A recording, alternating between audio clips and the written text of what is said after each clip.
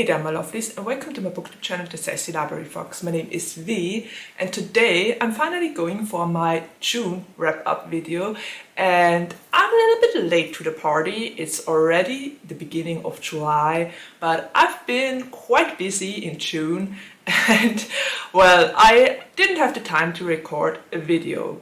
So I think I have a lot to talk about. I've read 5 books in June. Mostly because I'm some sort of stress reader, and whenever I'm stressed and have a lot of things to do and my life is getting stressful, I somehow tend to read even more, maybe because I just need that balance and reading is able to give me exactly what I need. Okay, anyway, without further ado, I will just jump into the 5 books. I have a lot of ground to cover and I've got opinions. Yeah, you heard right. I've got a lot of opinions, and about some of those books I have more opinions than about the others, so hopefully this won't get an all too long video. Anyway, back on track. The first book I read in June was The Problem with Perfect by Philip William Stover. I hope I said his name right now. And this one was the book I got from Netgalley as an ARC. And I actually had a lot of fun reading it. It's one of those lighter books. It's an LGBTQIA+ rom-com, more or less. And as for how I rated it, I gave it 3.5 paws. Because it was quite entertaining, it tackled interesting topics. I just wasn't all too happy with the execution sometimes. Anyway, what is the book about? It's basically about a guy named Aiden, and Aiden is the driving force behind the account Miles of Styles. And Miles, or Chase Miles actually, is the face of the Instagram account, and even does all the background work. He makes it look like everything is perfect and that they have the perfect Instagram picture for all the people that follow this page. And one day Chase decides that he has enough. They always had problems to get along, those two. And Chase just decides to go to Abu Dhabi and leaves Ethan behind. But Ethan has to hold a deadline. And that's when Chase's twin brother comes into the game. Chase's twin brother lives somewhere in a yurt in the state of New York, I think. And Ethan looks for him and persuades him to help him with the deadline. All he has to do is to look like Chase, and then he will give him a lot of money to pay off his debts. And of course, Bo agrees to the deal and decides to go for it. And well, the rest of the story you can already guess. Bo and Ethan fall in love during the book, because Bo is completely different than his annoying brother, Chase. And it was a really cute rom-com. I liked that we had a couple of drag queens in this book as well. The relationship between Ethan and his uncle Clems was amazing. I loved those two so much. And Uncle Clems was such a cool drag queen. He was with his friends and they had some sort of show, and it was just great to see a drag queen representation in this book, because it's one that's so rarely done. We rarely get drag queen representations even now, so I loved that about the book. And also I kind of loved the fact that the author tackled the topic of how much the sponsors of certain Instagram accounts and generally in the media influence the content of the people that do social media.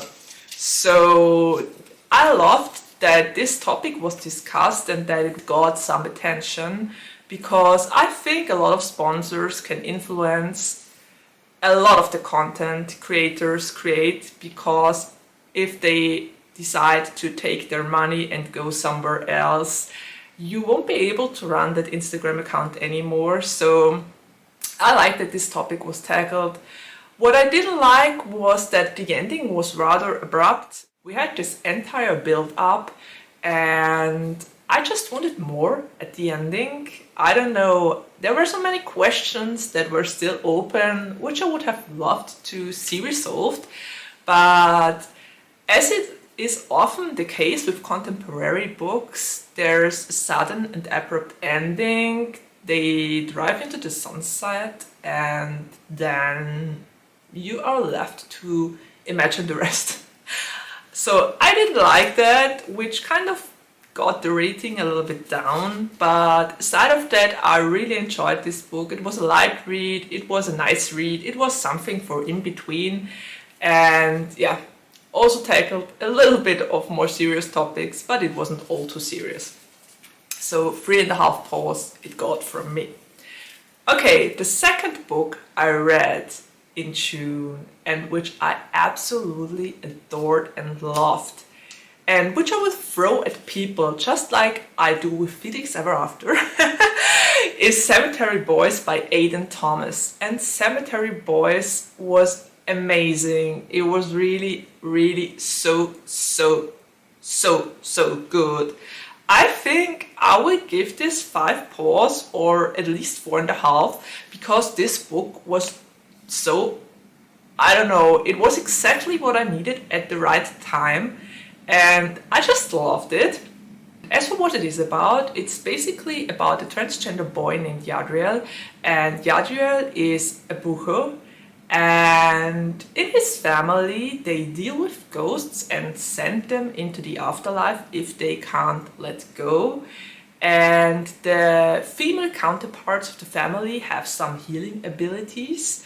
So that was really interesting. I loved this book because it had to do with ghosts, and we also got a glimpse at Latinx culture and about the culture of the Brooks. So that was great, and this was really interesting to see.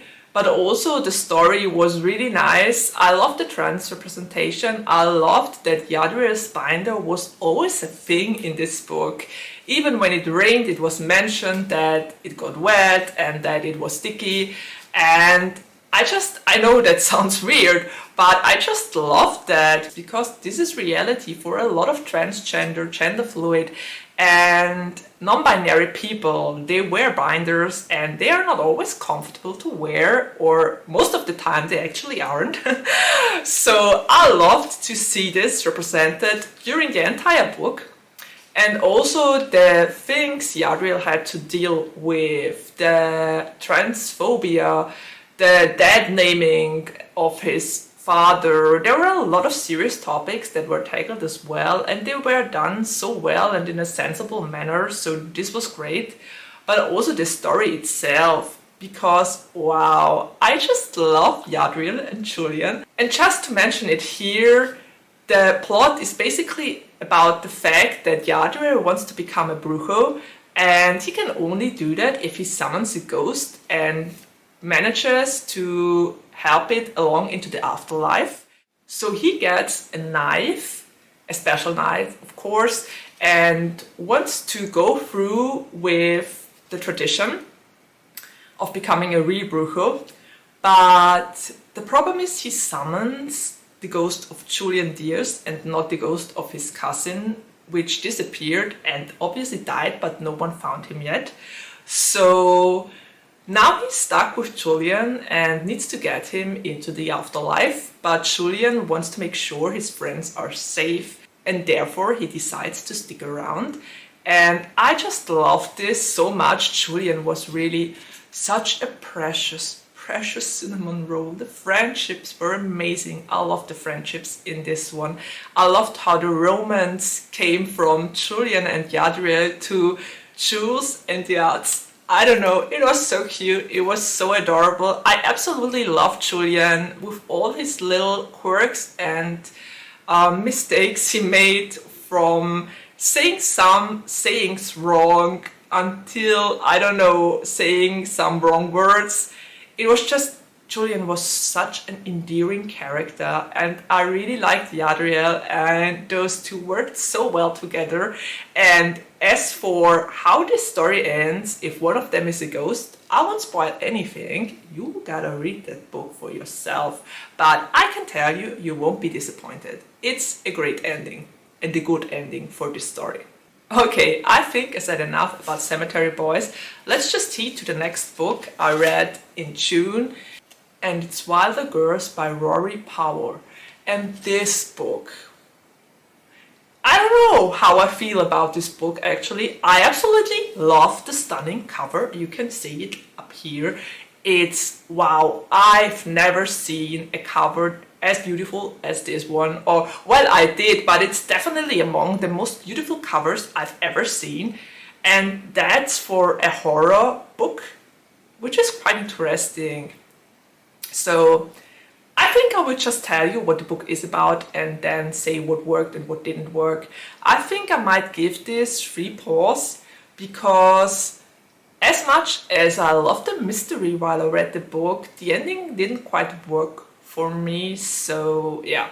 But we will get to that. I'll just speak about what the book is about. It's basically about 3 girls named Reese, Byatt and Hattie, and those 3 girls go to the Rexter school, and about 1.5 years ago there started some sort of virus to go around on the island, and it infected every girl that was on the island as well. So it's actually, this book is body horror. So you have girls that are confronted with their bodies changing and things growing out of them, getting scales or spikes or I don't know what else.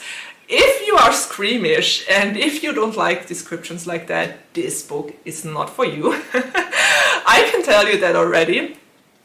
But if you can deal with things like this, you might actually enjoy the book.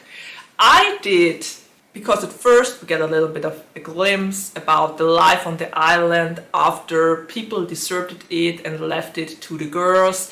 The island is wild, all the animals have the talks as well, so the girls are trying to survive and they don't get a lot of food from the people that try to help them, and some of the food apparently contains medicine or some sort of trial medicine, which they don't know how it will work on the girls. So there's a lot to unpack there. But yeah, those 3 girls I mentioned, they are a group and they do everything for each other. They stick together. They have a really strong friendship until one day Byatt disappears and Hattie tries to find her. So the book is told from dual point of view. We get Hattie's point of view and we get Byatt's point of view, and yeah, it's really interesting. I love the mystery of the talks, and we get led along more or less by Hattie's and Byatt's narration. We never really find out what is everything behind this until the ending. And well, the ending, I don't know, it's one of those books where you have a lot of build up, but the ending was kind of disappointing, at least for me it was. So I don't want to say all too much about the ending, but I really wish we would have gotten a better resolution for this story. Maybe that's just me. I'm really happy with the ending of horror books. So yeah, maybe it's just a me thing, but that didn't work for me. I would have liked a couple of more chapters at least to tackle all the questions that were still open. So yeah, even though it had me intrigued and caused me to read, I think the reader was left too much in the dark, and I would have loved to get a little bit more knowledge about all those things. Yeah. Probably just a me thing, but 3 paws it is. So before I go to book 4 I read last month, I will just take a sip of my coffee. I need it. I haven't even held my coffee yet, so that's good.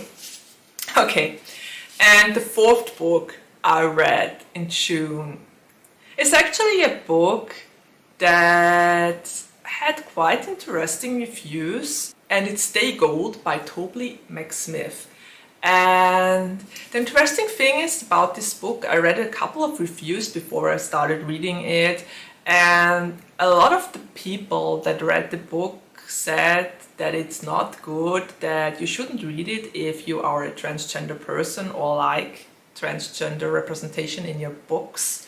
And I was kind of curious why that was, so I decided to pick it up and to form my own opinion, as I like to do. And yeah, I have quite a strong opinion about this book. It's actually an own voices book. Tobly McSmith is a transgender man. So I read that this book is extremely transphobic, and I was confused because how could a book, an own voices book of an author who is transgender as well, be transphobic? And I think I know what people meant with that, but yeah, I will talk about this now, and buckle up your seatbelts, sit down, get yourself some coffee, because this is going to be a long discussion. Okay, first things first, what the book is about. Okay, the book is basically about Pony, and Pony is a transgender boy. He didn't have his transition yet, so he still wears his binder.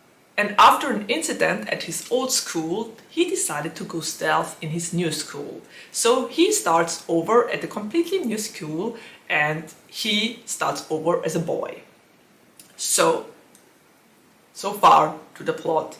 But he meets on the first day of school there a girl named Georgia. She is one of the cheerleaders and a popular girl, and they kind of lock eyes and fall in love. Right there, right now, they are intrigued. They want to get to know each other. Okay, so good so far. So this book is basically about Pony being stealth at his new school, being a boy, doing boy things, finding friends, male friends at that, and just living his best transgender life. Which sounds great if there wouldn't be a lot of serious topics that are tackled as well. Which brings me right to the things about this book that weren't all that nice and all that well. For instance, Pony has a bestie named Max, and Max is transgender as well, and Max is visible. And basically the entire book he tells Pony to come out and to stand his ground and to be openly transgender. I mean, I could understand where Max was coming from, but to force Pony to come out, I absolutely didn't like this. I mean, he's transgender himself, he should know which troubles transgender people face, so I absolutely didn't like that Max kind of wanted to force him to come out and even threatened to quit their friendship at some point. So yeah, that was a no-go. The other no-go was Georgia, the love interest, and I think that might be spoiler territory now, so if you don't want to hear more about my thoughts of the plot and about the story itself, you better just click to the next part of the video, but this is getting interesting now for everyone who wants to discuss with me. Georgia. Georgia, the love interest, is a straight cheerleader, and she has the hots for Pony from the moment they meet. But Pony tells her that he is transgender, and her first reaction to that is to tell him that he lied to her and that she can't be with him anymore. And ouch, that hurt. That really hurt. But not enough of that. They always kind of get closer to each other again, and Pony tries a second time, and then she tells him that she can't be with him because people will think she's a lesbian if it comes out that he was born in the body of a girl. Which is a red flag right there. There were so many red flags in this book. I mean, we have Pony's father, who is in the military and obviously still uses his dad name, thinks his son is a girl, doesn't understand a little bit about him, and misgenders him constantly. And I just couldn't with this. His father annoyed me so much. It got me so angry. And Georgia got me so angry. And basically everyone in this book got me really angry because Pony is such a lovely boy and he deserves better than that. And it's also a lot of transphobic and homophobic comments are made by Pony's friends, the two boys he befriends at the school. And it's just, there are so many red flags in this book. One of the biggest, the fact that Pony is actually assaulted at prom by two guys after coming out, and they kick and hurt him, and he actually lands in the hospital afterwards, almost dies, which is really a red flag and ouch right there. And I think, and that might actually not be spoiler territory anymore, I think this book is packed as young adult, a cute and nice rom-com, transgender boy meets straight girl and they fall in love, but there's so much more behind this. And all the serious things that are tackled in here and all the things that happen in here, from dad naming to using the wrong pronouns to all the other things are talked in the spoiler section. I can see why people would say that this book is transphobic AF. I understand this, but, and here's the huge but, which caused me to rate this 3.5 paws at least, is that unfortunately those things happen. Those things happen all over the world with transgender, non-binary and gender fluid people. They happen. It's not nice to read about those things. It's not nice to experience those things if you are transgender, non-binary or gender fluid. I get why people would say that this book has a lot of transphobic topics and themes, but, and here comes the question for you, is a book automatically transphobic if it tackles the unfriendly and really hurtful part of being transgender? Does this make a book transphobic to write about dad naming, to write about misgendering, and to write about people that use the wrong pronouns, to write about people that attack transgender people? Does this make a book transphobic? I mean, yes, you could say, as a transgender person, you don't want to read about this. You want all the glitter and the rainbow and the happily ever after. But if you are transgender, non-binary or gender fluid or somewhere on the spectrum, you will have made experiences like that. You will have had to go through some of those things. And yes, it's not easy to read about. Yes, there's a lot of transphobic content in this book, but it doesn't make this unreal. It doesn't make the book transphobic. For some people out there, this life, this is reality. Georgia not being able to accept Pony as a boy, this is reality. And I don't think that makes this book transphobic. I think it's a good own voices book. I think it tackles valid topics. And just because we want the world to be better, for people to use the right pronouns, for people to see us and how we are, the way we are, well, I think this book has an important message, and we might not like what we read in this book, but it's still valid, it's still there, it happens to a lot of people of the community, and we can't undo it. Just because we don't want to talk about it doesn't mean it doesn't exist. And a lot of people are still confronted with things like that. So to write about it might be hurtful. It might hurt really, really a lot. But it's important that people write about the not so nice things, and that people write how life actually is for transgender and gender fluid and non-binary people. We have a lot to learn when it comes to representation like that. And yeah, I think that's basically what I wanted to say about this book. For me, it was a good book. It tackled all those topics. It wasn't sunshine and rainbows, but it was important that the negativity or the negative point of view of being transgender was told as well. And I think that makes this an important read. If you don't want to read about those hard topics, if you don't want to see them addressed in a book in a hurtful way, you better don't pick up Stay Gold.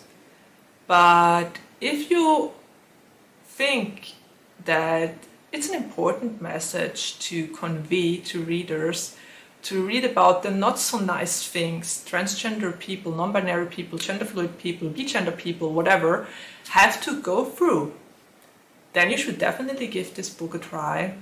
It might be hard at some parts, but it definitely is worth it.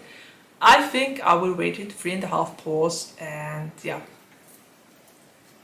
I think I said everything I wanted to say, so I guess I'll leave it at that. But ask yourself the question, is a book transphobic because it tackles transphobic topics? I think that's the most important question you have to ask yourself before you decide to pick up this book or not. Okay, and now to the last and 5th book I read in June, and it's Our Satyr Prince by Dylan Drakes. And I got it as an ARC from Dylan himself. And I actually rate this 4 paws because it was really great. If you love political intrigues, if you love court schemings and, I don't know, betrayal, plot twists, an ancient Greek themed book that tackles mythology, you might actually love this. I personally loved it. I love that we got 2 point of views. The 2 main characters in this book are Aurelius and Tigra, and I just love both of them. I really like the character growth. Dylan put a lot of effort into the character arcs, and we start off with a very manipulative and cunning Aurelius and a very introvert, shy, naive Tigra. But those 2 characters go through such a character arc that by the end of the book you actually wonder who of those 2 is the nice one and the not nice one. What I found interesting, what I didn't expect, was that Tigra and Aurelius actually went against each other, and that they all became part of their own schemings and intrigues. So that was interesting to see on page. And as for what the book is about, well, basically Aurelius fell into disgrace with his family because he came out as gay, and his mother doesn't hold him in high regard, let's say it like that. She disinherited him, period. And Tigra is his cousin, and Tigra is, well, she has her own baggage from her past. She used to be a rider, but then there happened an accident in which her father died, and ever since she has stopped writing and only decided to stay away from other people. She fell into disgrace as well because of that. So yeah, we have those two cousins that are related to each other but couldn't be any more different, because while Aurelius tries to sleep his way up on the food chain again, Tobly tries everything not to stick out and to keep it simple and neutral.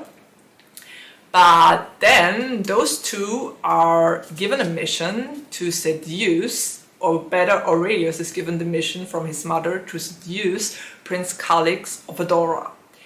Because Mestibes is a city and a country that is set on keeping the peace and not fighting, and they think that brutality has nothing to do in their lives and in their countries.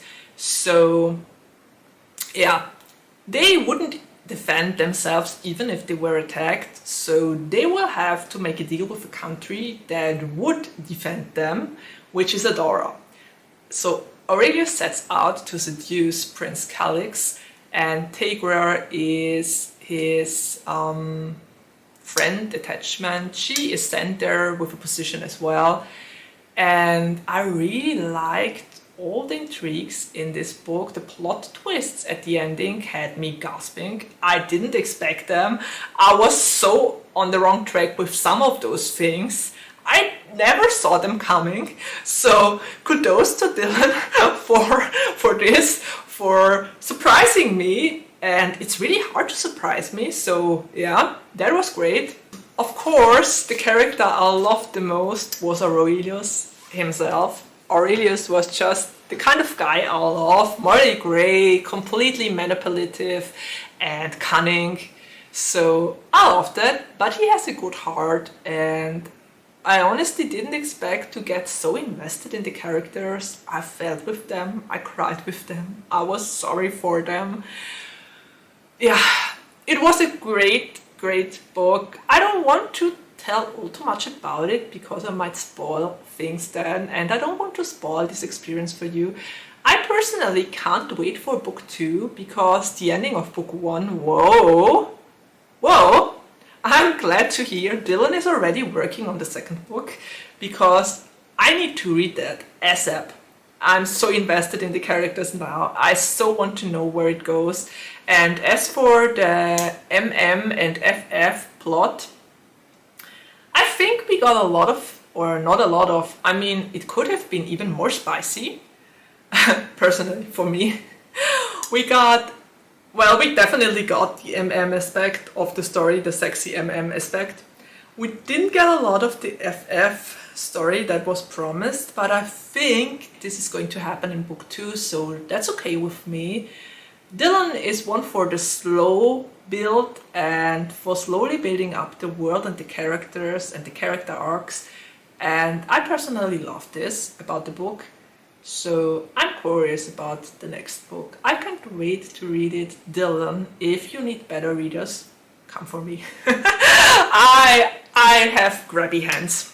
I want to read it. Okay, so I think that's it. I'm at the ending of my wrap-up video. It probably got way too long again, but it is the way it is. I had to talk about those books. I enjoyed a lot of them. Some I didn't enjoy as much, but yeah, you can't have everything. Okay, so what did you read in June? Did you read a lot of books? Were you stressed as well? Do you read more when you're stressed, like I do? I'd love to hear this in the comments down below. And also which kind of books you've read, if you liked them, if you didn't, if you rated them highly. If you have recommendations, just drop them as well.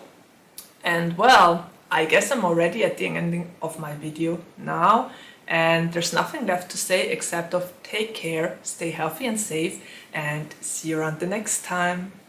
Bye!